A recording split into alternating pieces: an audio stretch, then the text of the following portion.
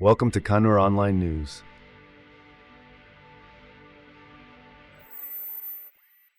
തളിപ്പറമ്പ് നഗരസഭാ കൗൺസിൽ യോഗത്തിൽ ഭരണ പ്രതിപക്ഷ കക്ഷികൾ തമ്മിൽ കയ്യാങ്കളി. ആക്രി സാധനങ്ങൾ വിൽപ്പന നടത്തിയ സംഭവത്തിൽ നഗരസഭാ സെക്ഷൻ ക്ലർക്ക് വി ഷാജി ക്രമക്കേടുകൾ നടത്തിയെന്ന പ്രതിപക്ഷ കൗൺസിലർ CV ഗിരീശൻ്റെ ആരോപണത്തെ തുടർന്നാണ് പ്രശ്നം രൂക്ഷമായ കയ്യാങ്കളിയിലേക്ക് എത്തിയത്.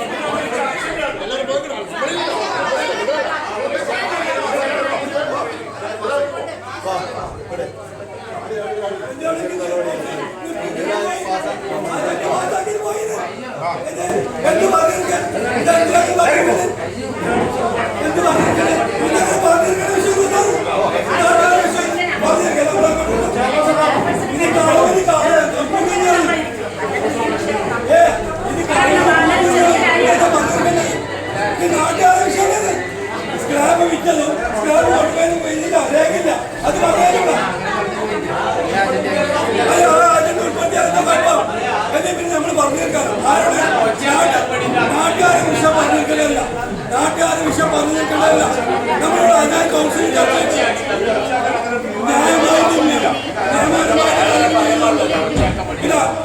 ചെയർമാൻ പറയേണ്ടത് കണ്ട പ്രസിഡന്റ് മാത്രം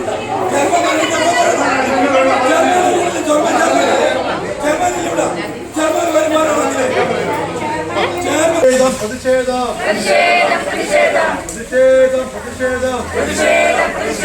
ചെയർപേഴ്സൺ നീതി പാലിക്കുക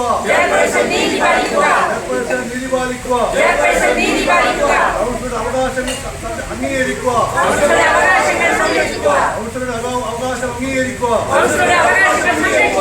അഴിമതിക്കാരെ കൂട്ടി നിൽക്കുന്ന ഭരണസമിതി തീരുമാനം തിരുത്തുക. ഭരണസമിതിയുടെ ഗൂഢാലോചന അവസാനിപ്പിക്കുക. ചെയർപേഴ്സൺ വീഴനിലയ്ക്കും അവസാനിപ്പിക്കുക. വികസനം മുരടിക്കുന്നു.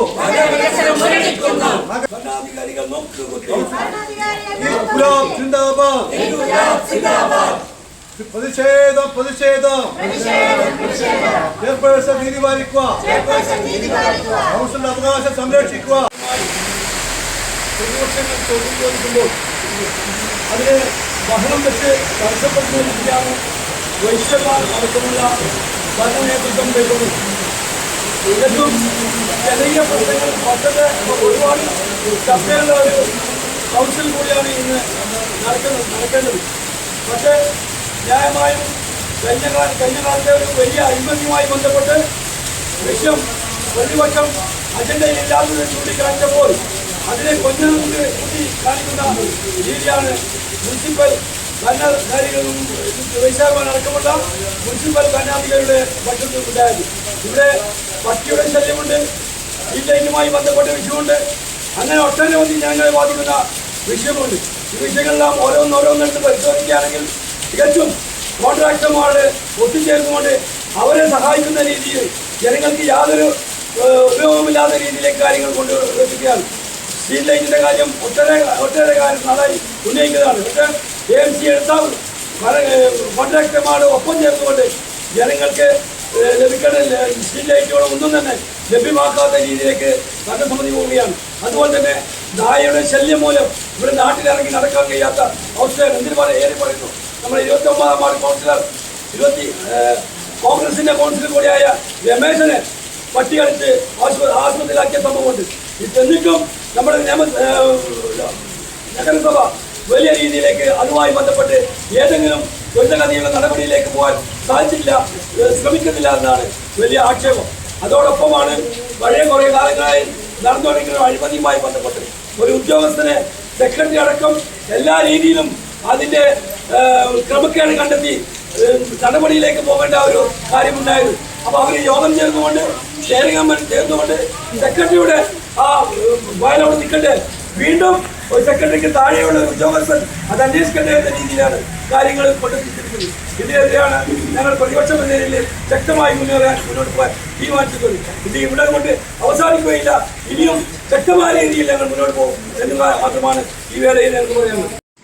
ചെയ്യാതെ അത് ടെൻഡർ കൊടുക്കുന്ന കാര്യത്തിലോ വിൽക്കുന്ന ഓരോ സാധനങ്ങളുടെയും കിലോഗ്രാം രേഖപ്പെടുത്തിക്കൊണ്ട് മനസ്സിലാക്കാൻ കഴിയുന്നത് ചെമ്പ് ഉൾപ്പെടെയുള്ള ഒട്ടനവധി സാധനങ്ങൾ ഇതിന്റെ ഭാഗമായി വിൽപ്പന നടത്തി അതിന്റെ കിലോഗ്രാമോ അതിന്റെ റേറ്റോ ഒന്നും തന്നെ സൂചിപ്പിക്കാതെ ഇത്തരത്തിലുള്ള വിഷയങ്ങൾ 1-2 കൗൺസിൽ നമ്മൾ ഉന്നയിക്കുകയും അതിന്റെ ഭാഗമായി കഴിഞ്ഞ കൗൺസിലാണ് നമുക്ക് അതിനപ്പുറത്തെ കൗൺസിലാണ് ഈ ഓഡിറ്റ് റിപ്പോർട്ടുമായിട്ട് അതിന്റെ കാര്യങ്ങളെല്ലാം മുന്നോട്ട് പോയത്.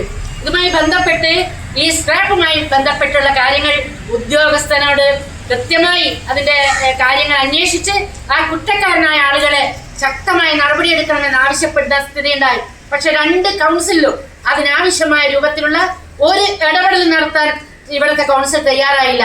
ഇന്നത്തെ അജണ്ടയായി വരാതെ സപ്ലിമെന്റ് അജണ്ടയായാണ് ഇപ്പം വന്നിരിക്കുന്നത്.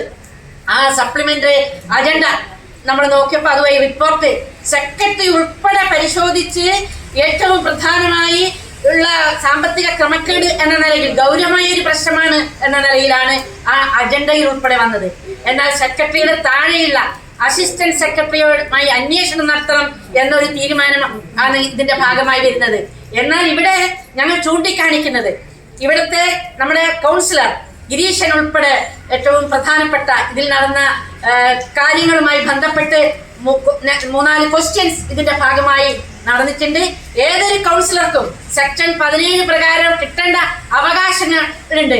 ആ അവകാശം നിഷേധിക്കണമെങ്കിൽ ചെയർപേഴ്സൺ 2 വിഷയങ്ങൾ വെച്ച് ഈ ചെയർപേഴ്സണ് ഈ അജണ്ടയുടെ ഭാഗമായി ഒന്ന് കൊണ്ടുവരേണ്ട ആവശ്യം ചിലപ്പോൾ ഉണ്ടാവില്ല.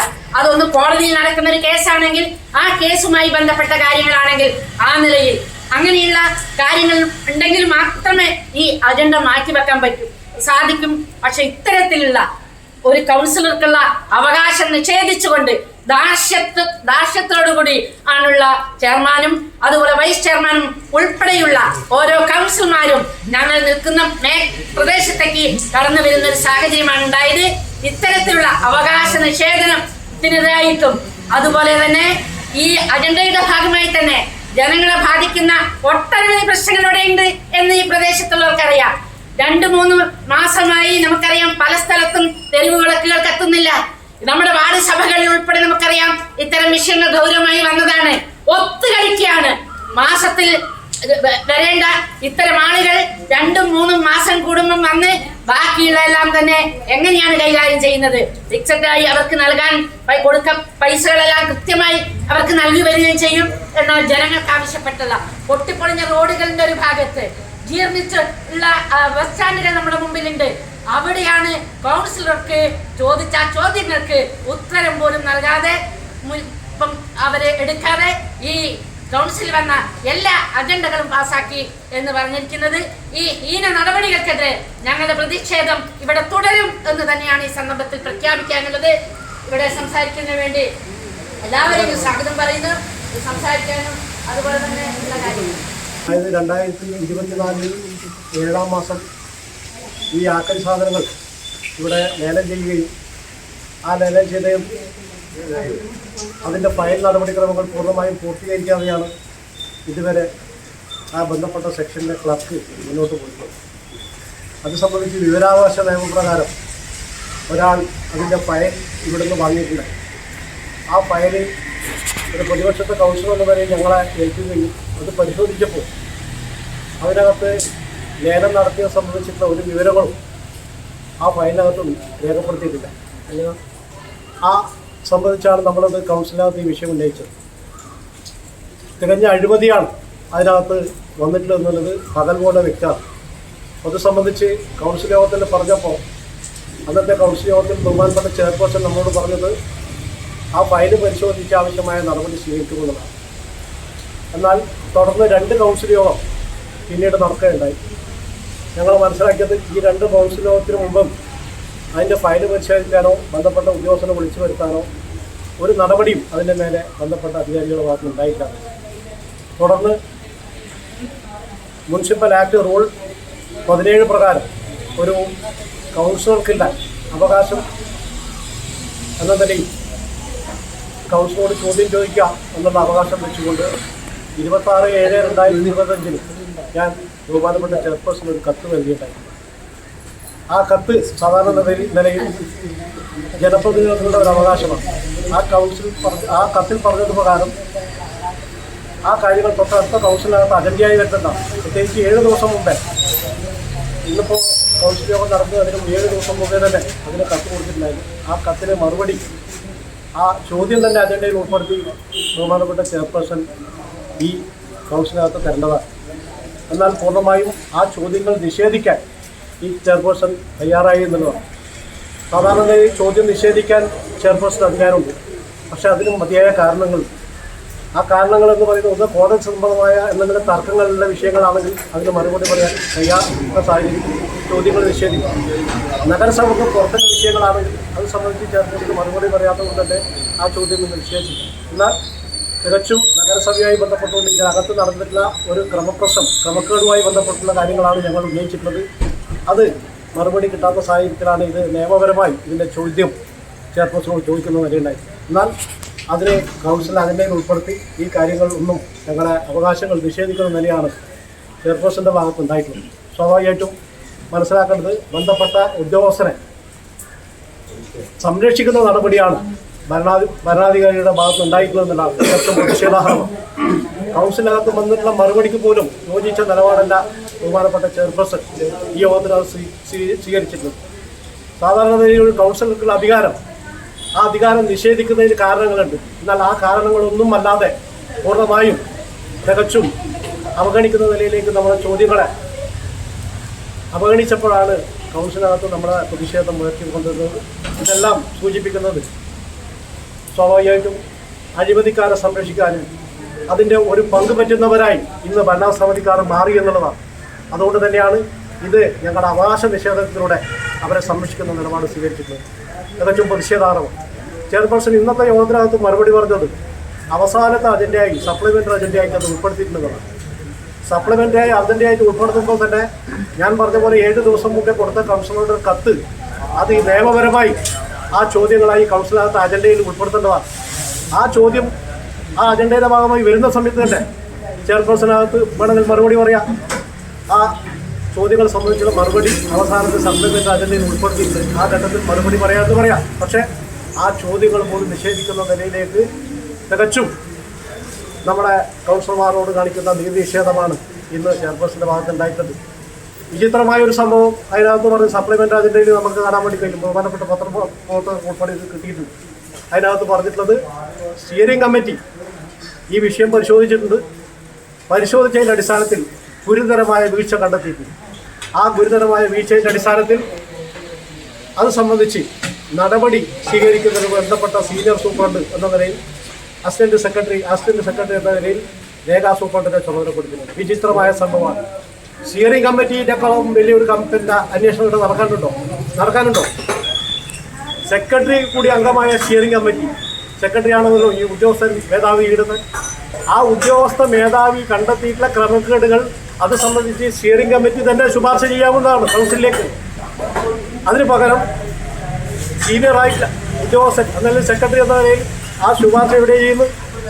അത് ജൂനിയറായിട്ടുള്ള സെക്രട്ടറിയുടെ അസിസ്റ്റന്റ് സെക്രട്ടറി അത് അന്വേഷിക്കണമെന്ന നിലയിലാണ് അത് ശുപാർശ ചെയ്യുന്നത്. തികച്ചും അതിനകത്ത് തന്നെ മനസ്സിലാക്കാൻ വേണ്ടി ബന്ധപ്പെട്ട ഈ ക്രമക്കേട് നടത്തിയ ഉദ്യോഗസ്ഥരെ സംരക്ഷിക്കാൻ വേണ്ടിയിട്ടാണ്. ഇത് തികച്ചും അന്യായമാണ്. അതുകൊണ്ടാണ് ഞങ്ങൾ പറഞ്ഞത് ഈ കാര്യങ്ങൾ അജണ്ടയിൽ ഉൾപ്പെടുത്തി ഈ കാര്യങ്ങളെ സംബന്ധിച്ച് കൃത്യമായ മറുപടി പറഞ്ഞാൽ ഈ പ്രശ്നം അവസാനിക്കും. പക്ഷെ അതിന് തയ്യാറായില്ല. അതിന് പകരം ആ അജണ്ട ഉൾപ്പെടുത്താതെ മറ്റ് അജണ്ടയിലേക്ക് നീങ്ങുമ്പോഴാണ് ഭരണപക്ഷത്തിലെ കൗൺസിലർമാർ ഉൾപ്പെടെയുള്ള ആളുകൾ ഇതുമായി പ്രതിഷേധിച്ച് ഞങ്ങളെ നേരെ കാണിക്കുന്നത്. വൈസ് ചെയർമാൻ ഉൾപ്പെടെയുള്ള ആളുകൾ ഞങ്ങളുടെ നേരെ ചാടി വന്നിട്ടത് തികച്ചും പ്രതിഷേധമാണ്. ഞങ്ങളുടെ 12 കൗൺസിലർമാർ ഇത് സംബന്ധിച്ച് ശക്തമായ പ്രതിഷേധം ഈ കൗൺസിലിനകത്ത് അറിയിച്ചിട്ടുണ്ട്, ചെയർപേഴ്സണെ അറിയിച്ചിട്ടുണ്ട്. തുടർന്നും നമ്മുടെ പ്രതിഷേധം കൗൺസിൽ ഇനിയും കാണേണ്ടി വരും. ഈ വിഷയത്തിൽ ഇനിയും തുടരന്വേഷണം നടത്തണമെന്നുള്ളതും ഈ നഗരസഭയുടെ ഉദ്യോഗസ്ഥന്മാർ നടത്തിയതുകൊണ്ട് മാത്രം ഈ ഇത്തരം താപ്പാനകളെ സംരക്ഷിക്കുന്ന നടപടി മാത്രമേ ഉണ്ടാവൂ. അതുകൊണ്ട് ഇതിൻ്റെ മേലന്വേഷണം, വിജിലൻസ് ഉൾപ്പെടെയുള്ള അന്വേഷണം നടത്താൻ ബന്ധപ്പെട്ട കൗൺസിലും അതുപോലെ തന്നെ ഞങ്ങളും അതിൻ്റെ ഭാഗമായി തയ്യാറാകും എന്ന് മാത്രമാണ് ഈ സന്ദർഭത്തിൽ സൂചിപ്പിക്കുന്നത്. Thank you for watching Kannur Online News.